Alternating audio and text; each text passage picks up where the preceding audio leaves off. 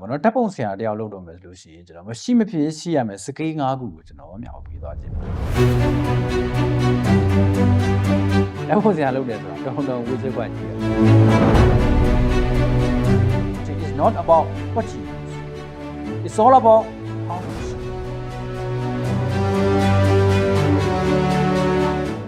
မရှိမဖြစ်ရှိရမယ်စကေး၅ခုရှိရင်ပိုကောင်းလာမယ်စကေးမဟုတ်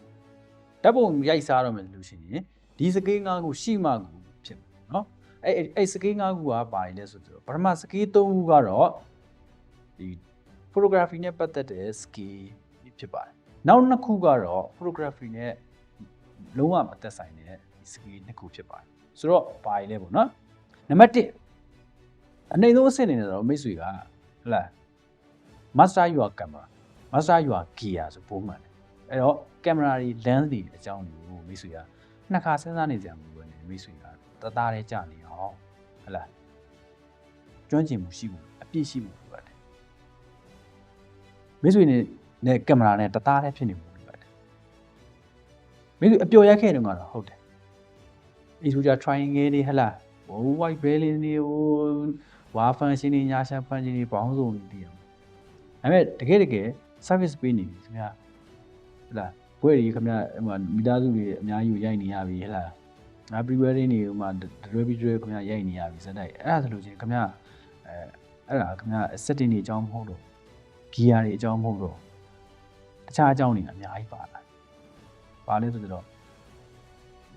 သူရဲ့ background တွေတည်မလားဟိုဥစားတွေဝေစားတွေဟလာသူတို့ရဲ့ communication တွေသူတို့ရဲ့ mood တွေဟလာညာသူတို့ချင်းတွေအိုးဘောင်းဆုံးပါမယ်ဗျာတည်မလား assistant တွေနဲ့ communicate လုပ်ရတယ်ဆိုတော့ကျတော့စဉ်းစားဆုံးဖြတ်တဲ့အရာတွေအများကြီးပဲဖြစ်လာတယ်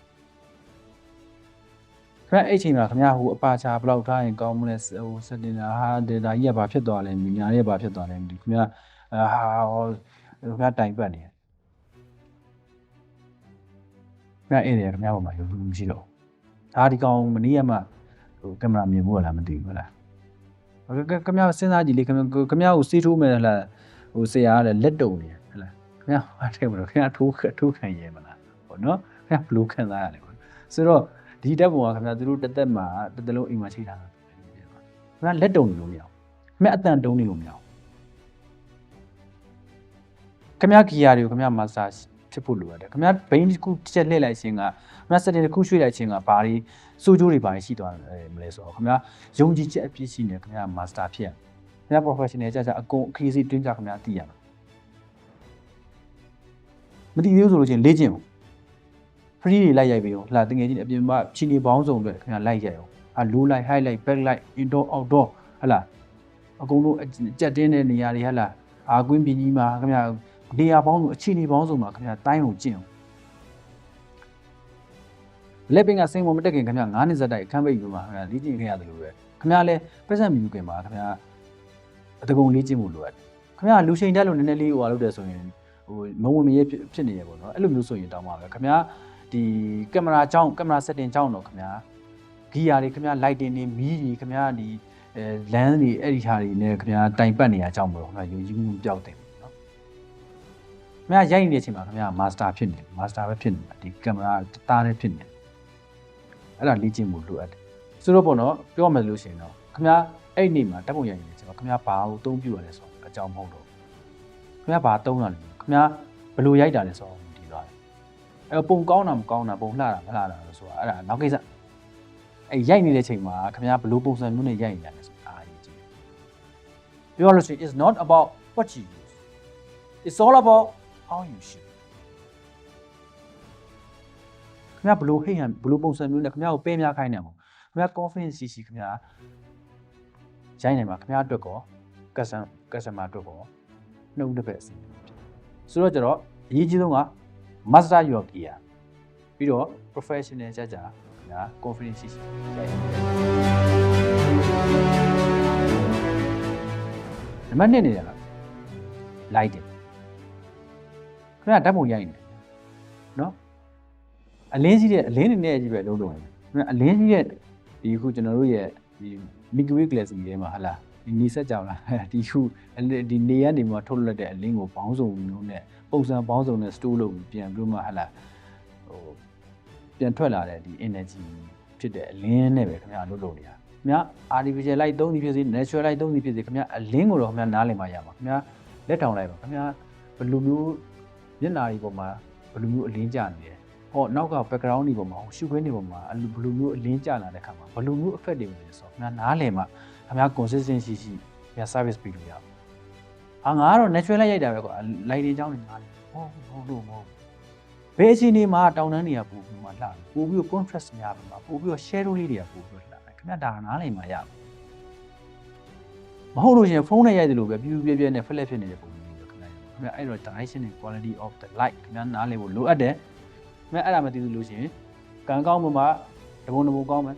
ကံမကောင်းတဲ့အချိန်ကျလို့ရှင်ခင်ဗျာပုံများစုပ်ပြတ်တတ်နေအောင်ရကြမရှိအောင်စုပ်ပြတ်တတ်နေမယ် consistent မရှိဘူးပေါ့ဗျာဟုတ်လားအဲ့တော့ခင်ဗျာ natural light ပဲသုံးလို့ artificial light ပဲသုံးလို့ indoor ပဲရဲ့ outdoor ပဲရဲ့ခင်ဗျာ lighting ကိုခင်ဗျာနားလည်ပါ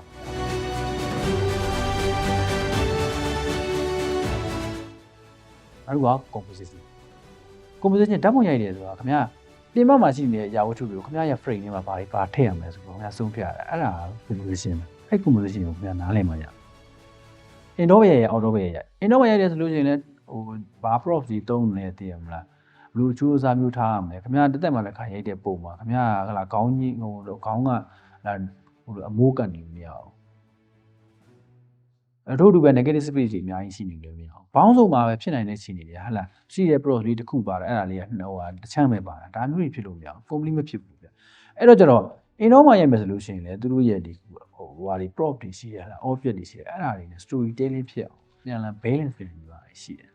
အဲ့ဒါကို composition လုပ်မယ်outdoor ဆိုပိုးတောင်ဆိုoutdoor ဆိုလို့ရှိရင်ကျွန်တော်ခင်ဗျာ composition နားလည်မှာကိုပဲရအဲ့တော့အဲ့တွေကခင်ဗျားကိုပတ်စံအများကြီးပေးပြီးမှဟာ location charge တွေပေးပြီးမှဟာ outdoor location တွေမှာတွားပြီးမှကုန်ကြကစရိတ်တွေတက်ခံပြီးမှခေါ်ပြီးမှရိုက်တယ်အဲ့ location တွေရဲ့အနှစ်သာရကိုခင်ဗျားကပေါ်ရိုက်နိုင်မှာလို့ခင်ဗျာ composition နားလည်မှာရပါထားတော့ ferry land ကိုခေါ်ပြီးရိုက်တယ်ထားပါခင်ဗျာလာပန်းကင်းကြီးရဲ့နဲ့သူတို့နယ်ကိုခင်ဗျာသားသနာဖြစ်အောင်ခင်ဗျာမရိုက်နိုင်ဟို400ပိုင်း400ဟလာတိမ်ပလီတွေပေါ့ခင်ဗျာမရိုက်နိုင်ခင်ဗျာရိုက်ခဲ့တာမြေကြီးနဲ့ကောင်းတယ်ဘာလို့ ferry land သွားနေမှာခင်ဗျာခုနဘလုံးဝင်းနဲ့သွားရိုက်တယ်လေဗျာဟုတ်တယ်မလားအိမ်အောင်ဖိရိုက်တယ်အဲ့မှာလည်းကောင်းခဲ့တဲ့မြေကြီးနဲ့ရှိတာပဲမဟုတ်ဘူးလားဟုတ်တယ်နော်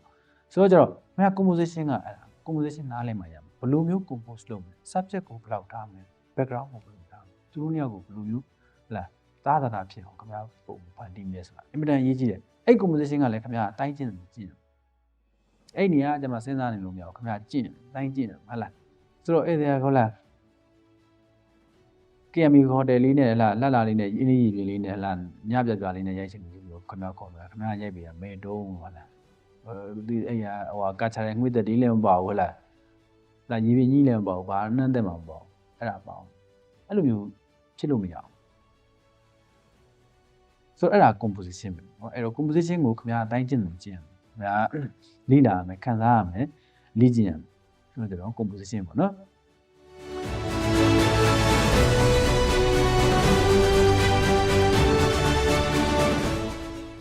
နောက်တစ်ချက်ကတော့ posing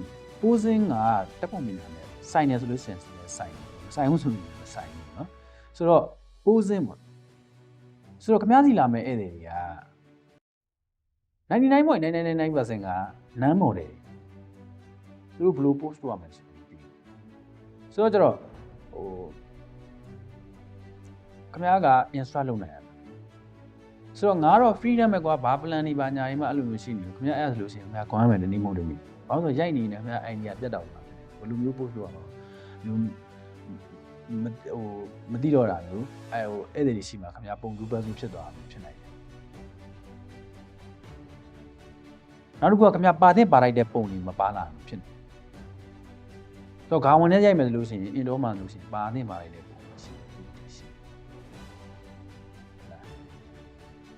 အောက်တော့မှလို့ရှိရင်ပါတဲ့ပါလိုက်တဲ့ပုံရှိ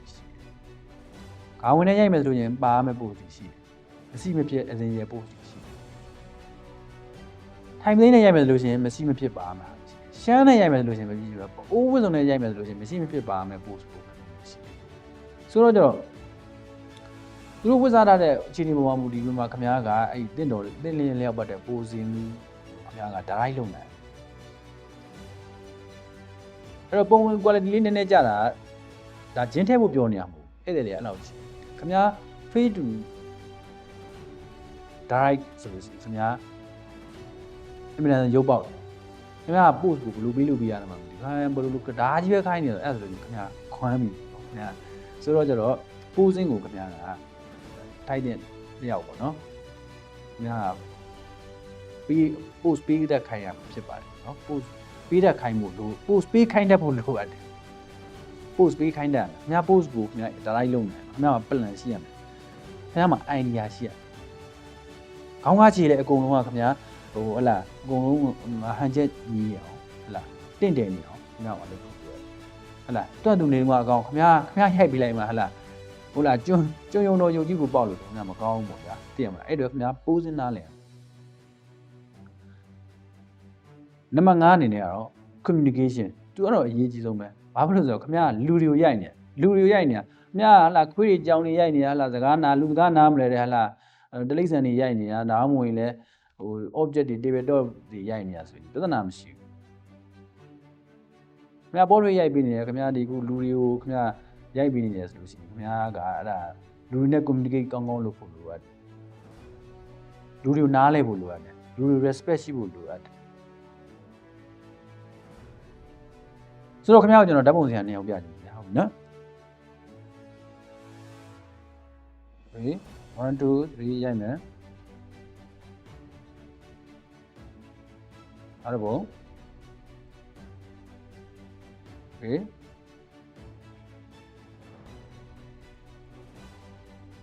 အဲ့လိုဓာတ်ပုံစံတရားရှိတယ်အခုနောက်တစ်ယောက်က Okay ဟုတ်ပါပြီသူတို့သားနဲ့သူပြီးဟုတ်ပြီရိုက်ပါမယ်ဗျာ Okay Okay မိုက်တယ်နည်းနည်းလေးကတ်လိုက်ပါဦး Okay မိုက်တယ်လာတယ်ရမ်းမိုက်တယ်ဒီဘက်လေးလိုက်လိုက်ပါဦးတယောက်နဲ့တယောက်လေးနည်းနည်းလေးကတ်လိုက်အောင်လမ်းလေးရှောက်လိုက်မယ်ဟုတ်ပြီ Okay မိုက်တယ် Go